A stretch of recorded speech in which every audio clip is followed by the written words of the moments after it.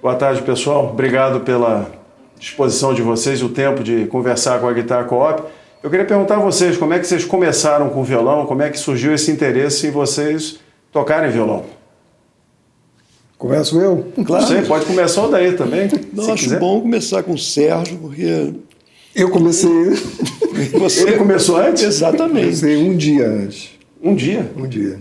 Como é que foi isso? Conta pra gente. Eu tinha 12 anos e tinha vontade louca de aprender violão, mas o meu pai, que era músico, tocava bandolim, vivia na comunidade de músicos, amadores e tal, ele achava que violão não era coisa para criança. Então ele nunca dedicou um minuto sequer para me ensinar o que quer que fosse. Mas ele tocava violão ou só Tocava bandolim? um pouquinho, tocava um pouco de violão também. E aí você, de tanto ver, quis Não, na aprender. realidade não. Eu precisei que um tio meu, irmão da minha mãe, viesse à nossa casa nos visitar e ele sabia fazer um Ré menor, um Lá menor. Ele me passou aqueles primeiros acordes.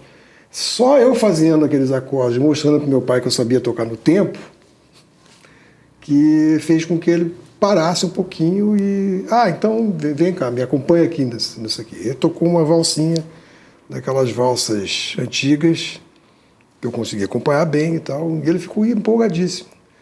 E no dia seguinte, o Odair viu aquela história toda, ele todo entusiasmado comigo, e pegou o violão também, o pai passa o violão para o Odair, e ele fez aquilo bem, até mais fácil do que eu, foi mais fácil nas mãos dele que nas minhas. Naquele mesmo dia aparece um segundo violão em casa, que só tinha um, né? Então foi desde o início, um dia de diferença, que a gente começou a tocar com o nosso pai, fazendo harmonias de choro, né? Que era o repertório que ele tocava. Você lembra disso, Odair? Claro que eu lembro disso. Eu era um menorzinho, né? O menorzinho ficou enciumado. A diferença nossa é de 3 anos, quase 4 anos. Então você tinha 8 para 9? Isso. 8 para 9, exatamente. Mas tinha um detalhe interessante que nessa época meu pai sempre aparecia em casa com violonistas que acompanhavam ele. Então tinha esse aspecto de a gente pensar que todo mundo tocava violão. Interessante, né? Achar isso com uma criança, poxa, todo mundo deve tocar violão, que todas as pessoas que visitavam, entravam em casa e tocavam violão. Aí eu quero tocar também. Mas por causa dele.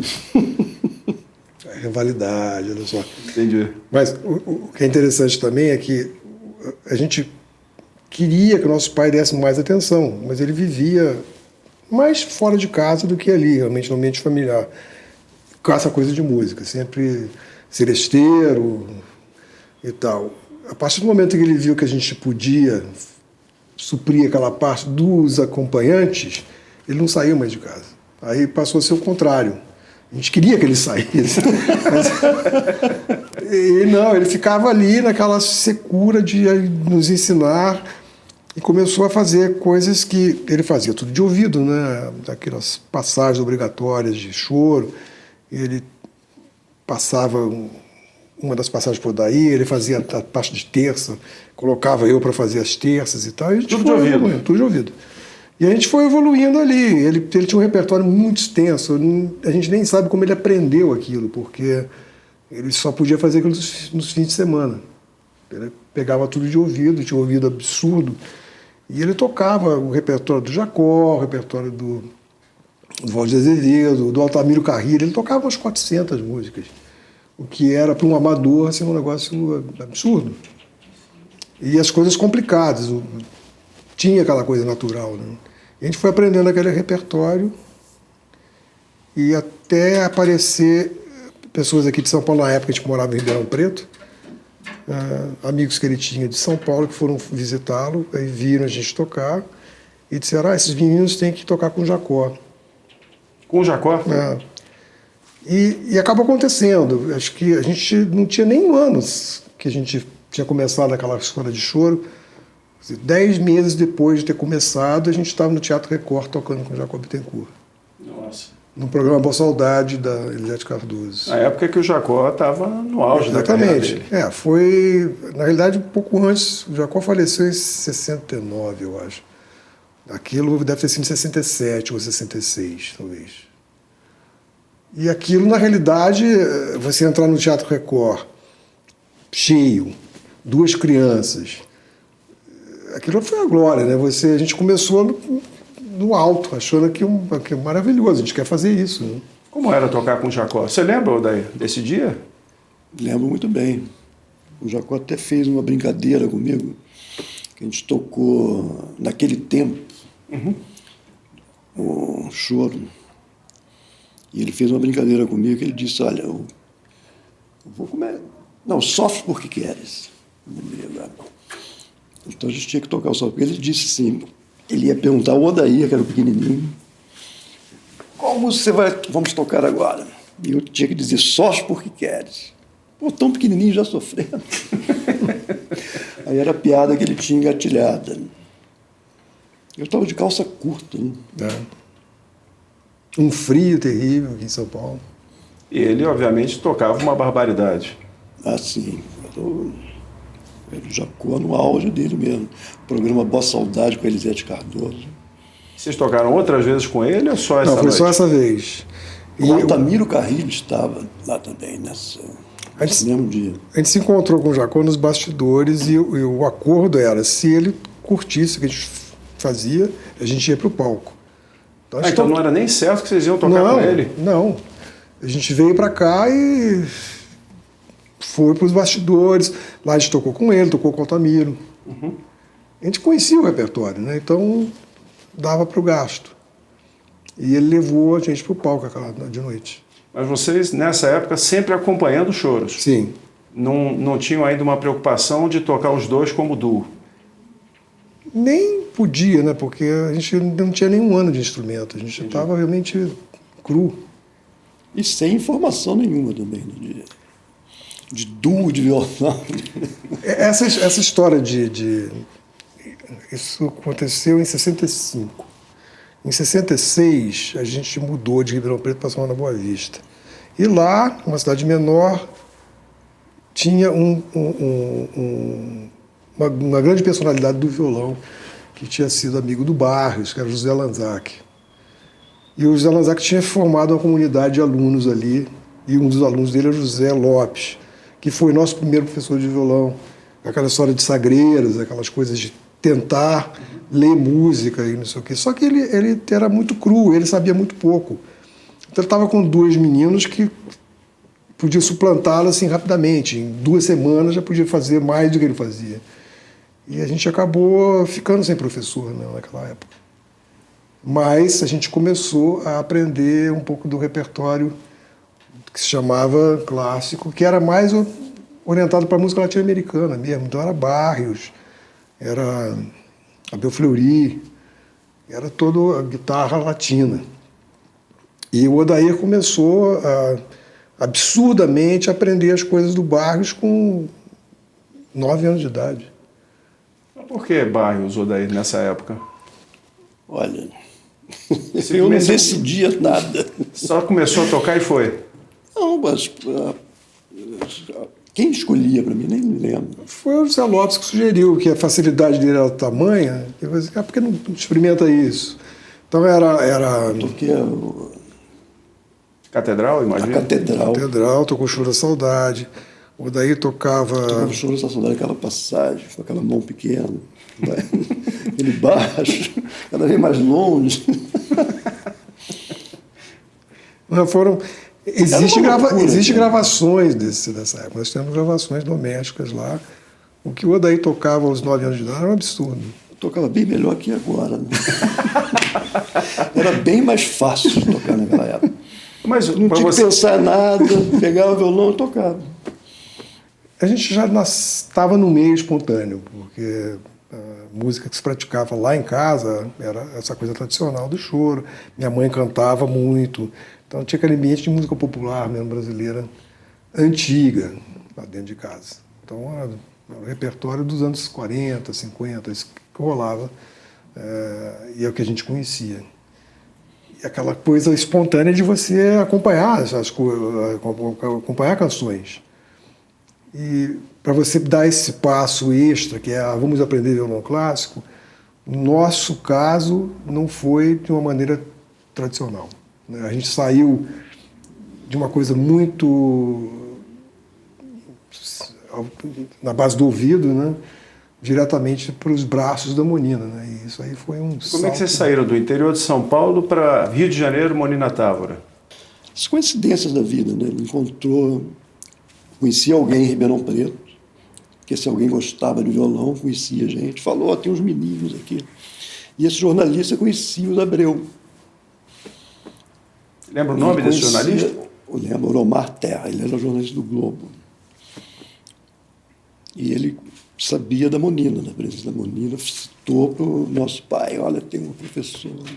Ele explicou a história dos Abreu.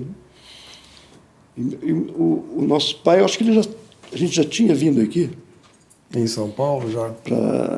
Para conhecer o Sábio. A gente veio aqui conhecer o Sábio, e o Sábio não se interessou muito nas crianças maravilhosas. Na cabeça dele era uma coisa incrível.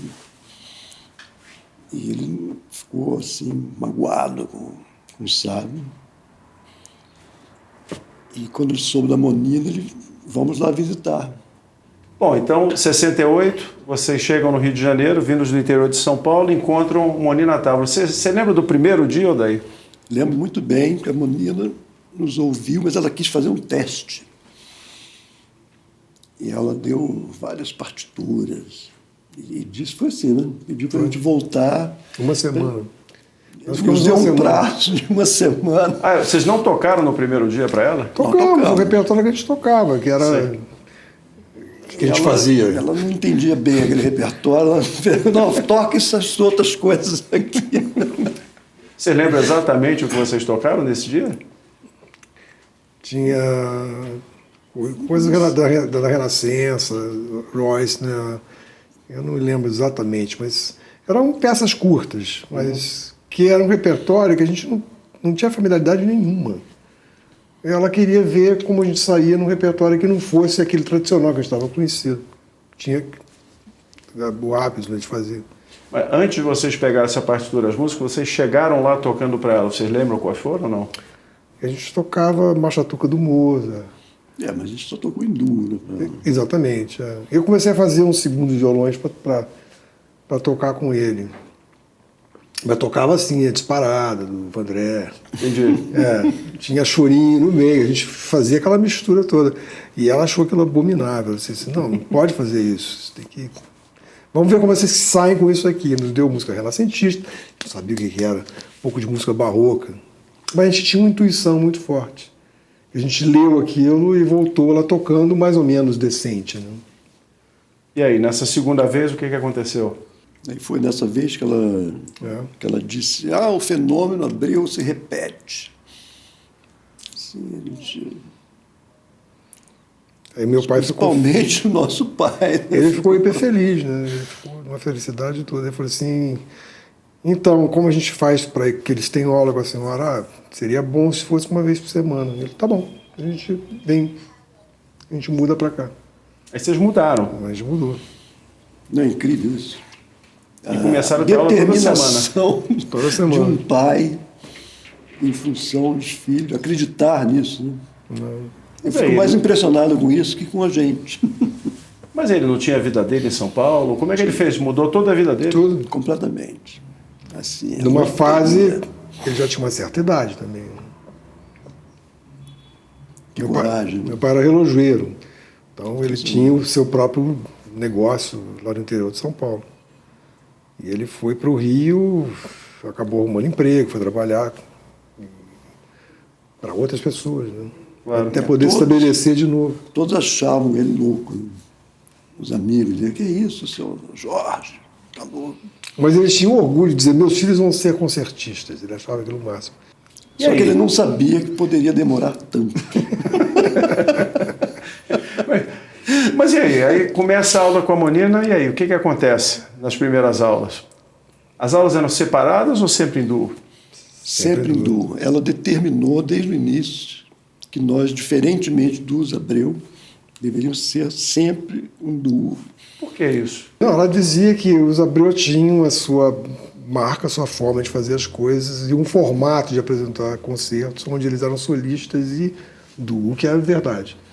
E ela achou da cabeça dela que para a gente fazer alguma coisa que diferenciasse dos Abreu, que a gente deveria se consagrar como duo. Olha, a Monina, ela era super intuitiva, assim, completamente intuitiva. Ela cantava, nunca deu exemplo nenhum técnico, nunca pegou no instrumento. Ou seja, nós somos bastante autodidatas, assim, com a técnica do instrumento. E o que era muito impressionante, que eu me lembro, assim, que me assustava um pouco, tanto a mim quanto o Sérgio Krieger, que ela cantava, não importa qual estilo, ela nos forçava a interpretar de uma certa maneira. Escrevia na partitura, que é fortíssimo, e exagerava na interpretação. Ela queria puxar a energia daquelas crianças ali. E a gente voltava para casa, a gente tinha aulas aos domingos na casa dela. Então, passava uma semana, a gente voltava no domingo, tocava a mesma música, tentando fazer o que ela tinha nos explicado. E incrível o que acontecia, que ela modificava completamente a interpretação. Ela reinterpretava aquela música a partir do que a gente tinha, que ela estava ouvindo, que era a tentativa nossa de fazer o que ela tinha pedido para a gente fazer na semana anterior. Isso foi, assim, a base do que é o duo Assad, né? Que a interpretação você não pode fabricá-la em casa. Tem que ser algo espontâneo. Tem que ser espontâneo e isso é a nossa marca, eu creio. A noção, essa coisa formal do professor que ensina a base técnica também a gente nunca teve. Eu imagino que ela não tenha tido esse trabalho também com os irmãos Abreu. Eles tiveram que, de uma certa forma, reinventar a coisa da estrutura mesmo, do que faziam com os dedos. Ela explicava poucas coisas, tipo economia de movimento, você tenta fazer o mínimo movimento possível, que é já uma grande base, né? Uhum. E dizia, em relação à mão direita, para enrijecer a ponta dos dedos. Só. Ataque, ângulos, negócio de postura, ficou por nossa conta. Mas ela ensinava coloridos no instrumento, ou pedia para vocês tocarem com coloridos diferentes, matizes, etc. Sim. Ela falava, mudar a mão direita de posição. Mas esse ponto que o Odair tocou, eu acho que é o mais importante. Porque essa parte da dinâmica, o que faz uma música ser o que ela é, aquela coisa que pode ser explosiva ou não, ela não tinha uma visão determinada de uma obra. Então, realmente, ela podia modificar. E ele não está exagerando. Coisas que culminavam no fortíssimo, de repente, ela pedia para fazer o contrário. Né? E funcionava também. Isso, se um professor está dizendo, não, você pode ter esse tipo de liberdade, você fica livre dessas, digamos, dessas amarras, né? Você fica livre, realmente. Agora, a Monina foi aluna de Segovia. Ela citava Segovia para vocês nas aulas ou não? Quando ela falava dele, era mais sobre a personalidade e o que ele era como artista no palco. Que ela disse que não conhecia ninguém que tivesse aquele carisma que ele tinha. O que deve ser verdade. Para os padrões da época, claro. Quando você vê vídeos do Segovia, eu não diria que era uma pessoa carismática nos padrões de hoje. Mas, de repente, os padrões da época, sim. E como foi nessa época, vocês, obviamente, 68, 69, início dos anos 70, os Abreus ali já daquele jeito, ocupando um grande destaque, e vocês ali tentando deslanchar uma carreira. Como era essa época? Eu acho que o fato de a gente estar estudando com a mesma professora, eu ter o mesmo nome do Sérgio Abreu, quer dizer, Sérgio também, isso já era uma coisa que não ajudava muito. Né? A terceira coisa era tentar fazer exatamente o que eles faziam, aquilo era um absurdo tentar fazer. Né? E a própria Monina dizia, vocês têm que tentar ser vocês mesmos. Mas, ao mesmo tempo, tentar ser uma coisa nova, ela não deixava por questões da mentalidade da época mesmo, né? De você não misturar certos elementos musicais. Então ela achava que você não podia transgredir, você não pode fazer música tradicional, você tem que fazer música erudita, é isso que você tem que fazer. Ela preparou muita gente nesse sentido. Vocês vão para a Europa, vocês vão viajar, vão fazer uma carreira fora, mas vocês não podem tocar essas coisas que vocês tocam aí, que vocês gostam. E a Monina acabou indo embora do Brasil e deixou a gente sozinho. E a gente pôde começar a fazer o que a gente sempre gostou de fazer. A gente tinha a nossa noção musical também do que era bom. Aí entra o arranjador, compositor, que sempre foi o Sérgio, eu nunca tive esse talento. Começou a fazer arranjos de Piazzolla, por exemplo. A gente conheceu também o Radamés Inátali. Isso ajudou muito a unir o que era proibido pela Monina, que era tocar choro. Foi nessa época que o Radamés teve aquela camerata carioca. Que ele até tocava piano com bandolim, era um choro. E a gente ouviu aquilo, nossa, mas isso aqui é choro de câmara. E ele escreveu a suíte Retrato, ele arranjou. A primeira partitura que chegou às nossas mãos foi de um concerto, do Concertino, que a gente acabou até gravando em 74. E estamos falando exatamente desse período aí. A gente deve ter recebido essa partitura em 73, é algo que os Abreu não fizeram. E a gente foi lendo aquilo, e eu, para minha alegria, eu comecei a descobrir aqueles acordes que eu adorava de música brasileira, estavam todos ali na partitura do Radamés. Pensei que música bacana, né? Pô, a gente preparou mais ou menos o concertino e fomos lá tocar para o Radamés. Eu me lembro disso claramente. A gente Vocês não conheciam o Radamés, vocês prepararam para tocar sem conhecê-lo? Sem conhecê-lo. A gente pediu uma audiência e fomos lá tocar para o Radamés. Ele morava ali no Jardim Botânico. Essa gravação da Suíte Retratos é, na realidade, um arranjo que ele fez a pedido do Joel Nascimento, de um concerto que ele havia escrito para o Jacó, que o Jacó havia gravado. Ele fez adaptação para o grupo de regional, e é verdade, quando a gente ouviu aquilo, a gente tem que tocar isso também. E a gente liga para o Radamés, ele disse, não, já reduzi demais, reduzi para um grupo regional, reduzi para 2 violões, esquece. Mas ele era muito bacana, no sentido de que ele voltava atrás. Acho que 15 dias depois ele ligava, tá pronto. Ele fazia adaptação. E ali, mão mesmo. Eu me lembro, eu fui buscar essa partitura, deve ter sido em 78. E a gente tocou isso por primeira vez lá no Rio, em 79, eu me lembro bem. Concerto na Sala Cine Meirelles.